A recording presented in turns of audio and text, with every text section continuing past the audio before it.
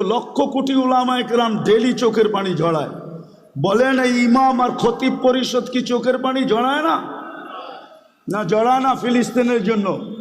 না জুমার দিন দোয়া করে না? না মাদারেসগুলোতে ডেলি ইয়াসিন খতম হয় না?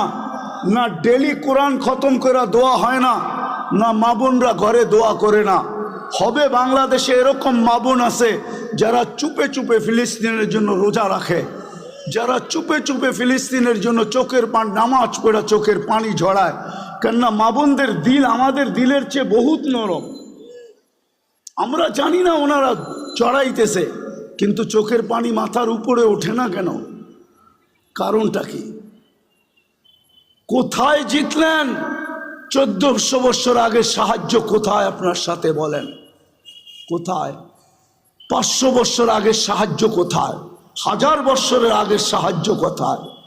শুধু